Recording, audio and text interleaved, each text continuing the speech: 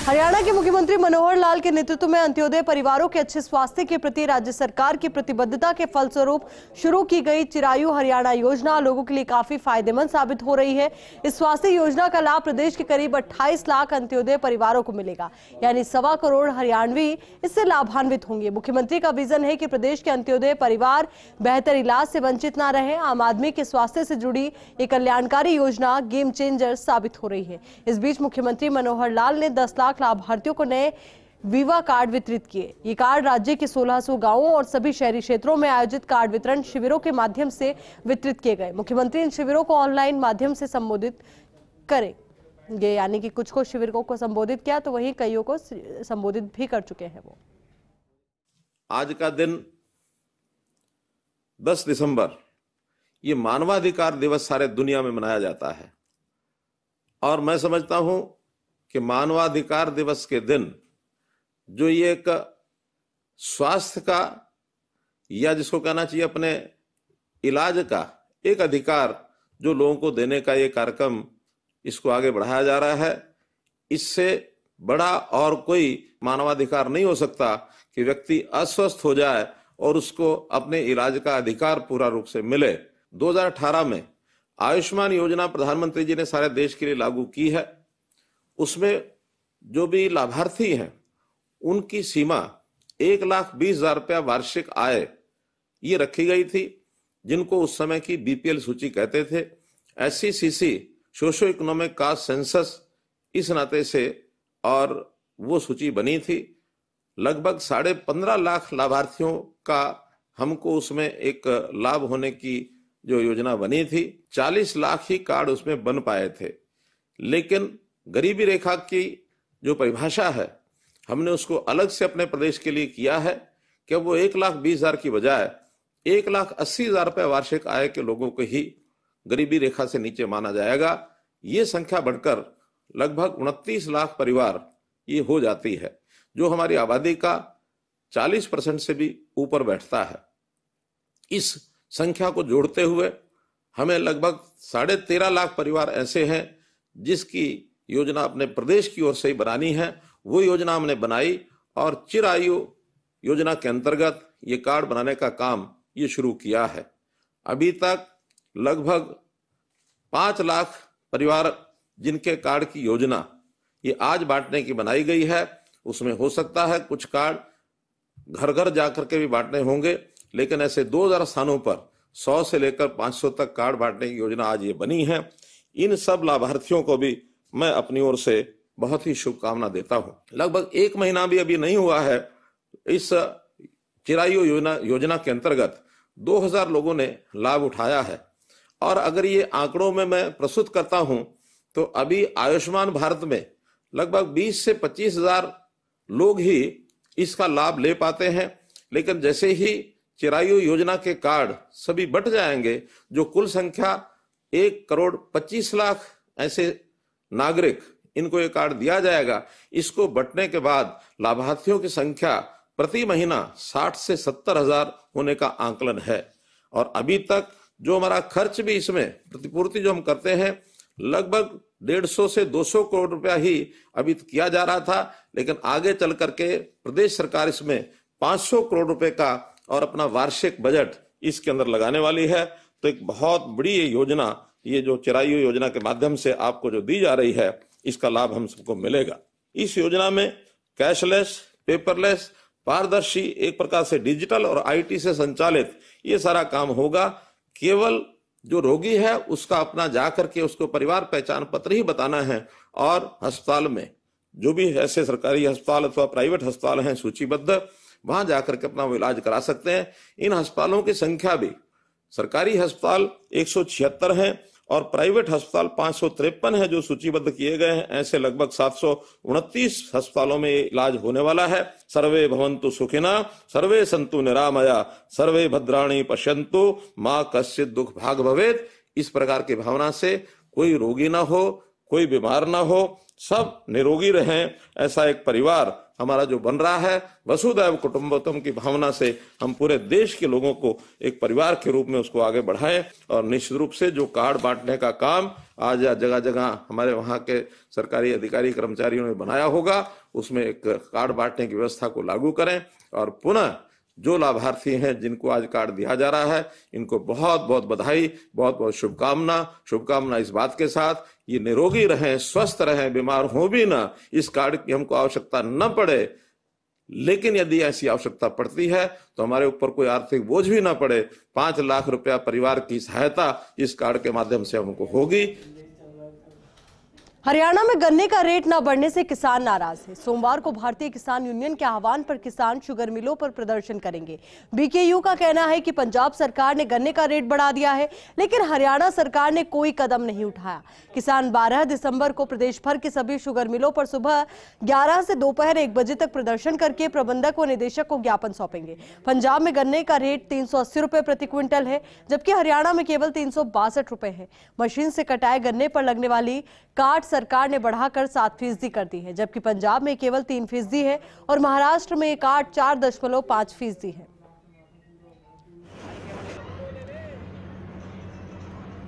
तो गन्ने की रेट को लेकर के प्रदर्शन की बात कही जा रही है, किसानों के द्वारा ये प्रदर्शन की बात की जा रही है। उन्होंने कहा कि पंजाब सरकार ने तो उनके हित में फैसला ले लिया है, पर हरियाणा सरकार के द्वारा अभी तक इसको लेकर के कोई कदम नहीं उठाए गए हैं, जिसकी वजह से उनमें काफी ज्यादा नाराजगी है। और इस नाराजगी को प्रकट करने का तरीका भी अब उन्होंने ढूंढ निकाला है। उन्होंने चेतावनी दी है प्रदर्शन की, और प्रदर्शन अगर होगा तो किस तरीके का प्रदर्शन होगा ये भी जानकारी हम आपके साथ साझा कर रहे हैं। तमाम जिलों में प्रदर्शन किया जाएगा। तो भाव 450 रुपए प्रति क्विंटल करने की मांग किसानों के द्वारा की जा रही है। सुबह 11 से दोपहर 1 बजे तक ये प्रदर्शन होगा। सोमवार का दिन तय किया गया है, क्योंकि कल अगर हम बात करें तो संडे है, कल सभी दफ्तर बंद रहेंगे और परसों सोमवार को ये प्रदर्शन किया जाएगा।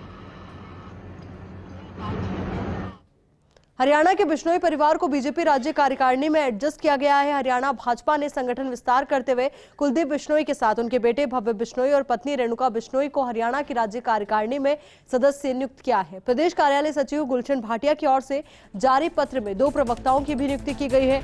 पत्र में हरियाणा भाजपा के प्रदेशाध्यक्ष ओपी धनखड़ की ओर से कहा गया है कि वंदना पोपली और अनिल धनतोड़ी को प्रदेश प्रवक्ता, राष्ट्र दहिया को प्रदेश सह प्रवक्ता और पवन तायल को लघु उद्योग का प्रदेश संयोजक बनाया गया है। बिश्नोई परिवार के अलावा देवेंद्र चावला और अनिल धनतोड़ी को प्रदेश कार्य समिति में सदस्य बनाया गया है।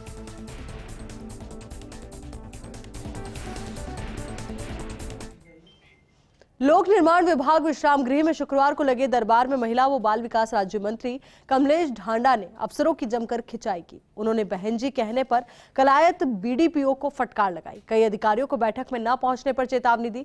उन्होंने कहा कि आमजन की समस्याओं के समाधान में कोताही बर्दाश्त नहीं होगी। दरअसल शुक्रवार को लंबे समय बाद राज्य मंत्री कमलेश ढांडा कालायत में आमजन की समस्याएं सुनने के लिए खुले दरबार में पहुंची थी। उन्होंने लोगों की समस्याएं सुनी और समाधान के लिए दिशा निर्देश भी दिए। इसी बीच एक व्यक्ति ने शिकायत कर दी कि कलायत बीडीपीओ भजन लाल एक कर्मचारी को परेशान कर रहे हैं। उसने मोबाइल पर मंत्री को बात भी बताई थी।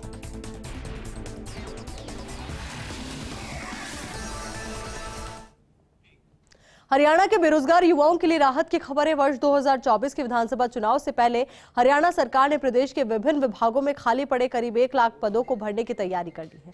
इन पदों को हरियाणा कौशल रोजगार निगम और हरियाणा लोक सेवा आयोग और हरियाणा कर्मचारी चयन आयोग के माध्यम से भरा जाएगा। सरकार का लक्ष्य है कि वर्ष 2023 में इनकी भर्ती प्रक्रिया पूरी कर ली जाए। इसी कड़ी में हरियाणा कौशल रोजगार निगम ने 5 भर्तियां निकाली हैं।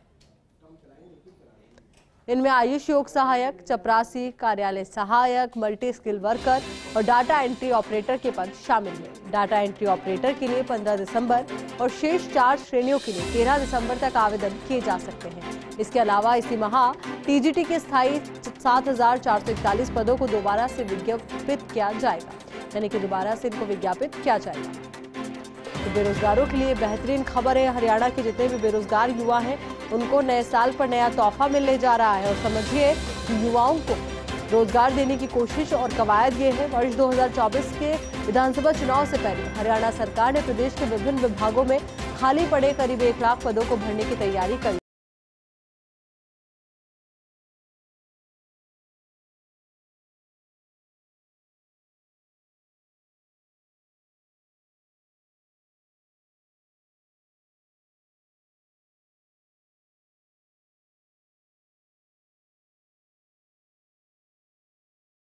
एंट्री ऑपरेटर के पद शामिल हैं। डाटा एंट्री ऑपरेटर के लिए 15 दिसंबर और शेष 4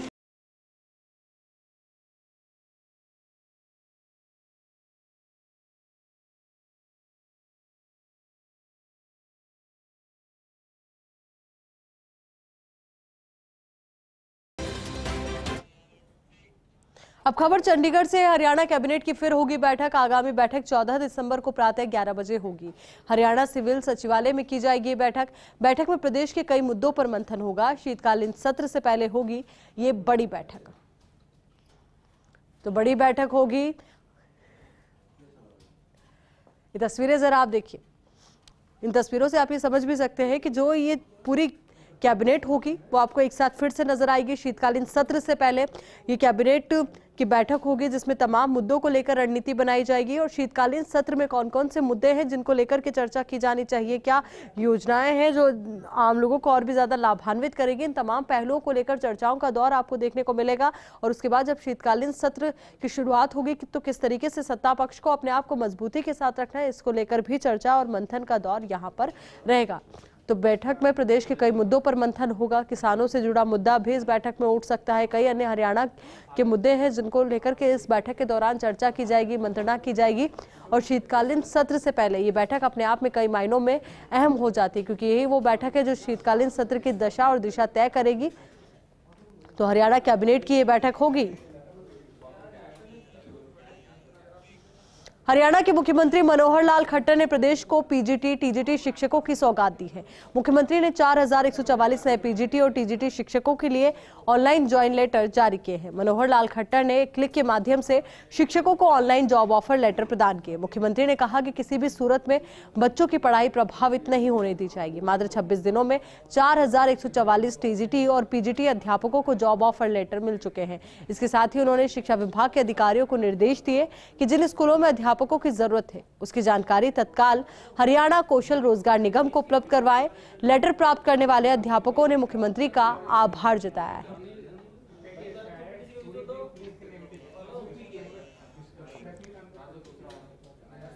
हरियाणा कैबिनेट मीटिंग में मुख्यमंत्री मनोहर लाल ने कई बड़े अहम फैसलों को मंजूरी दी।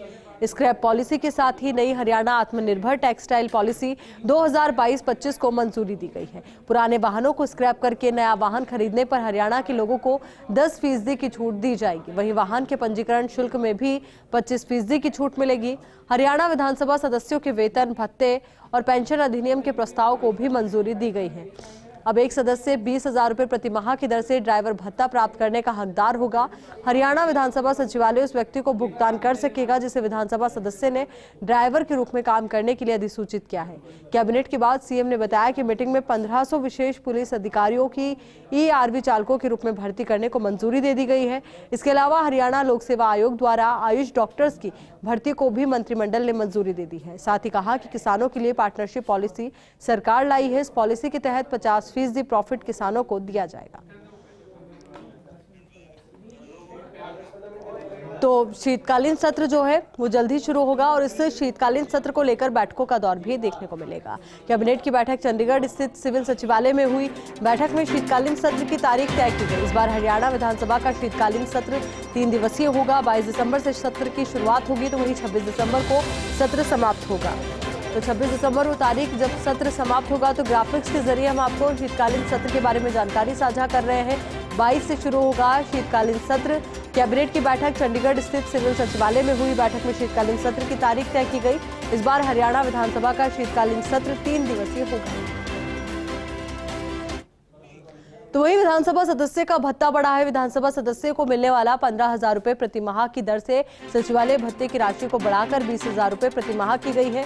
इस राशि को विधानसभा सदस्य सचिवालय कार्यों के लिए सदस्य के सचिव के रूप में काम करने वाले अधिसूचित व्यक्ति को भुगतान कर सकते हैं।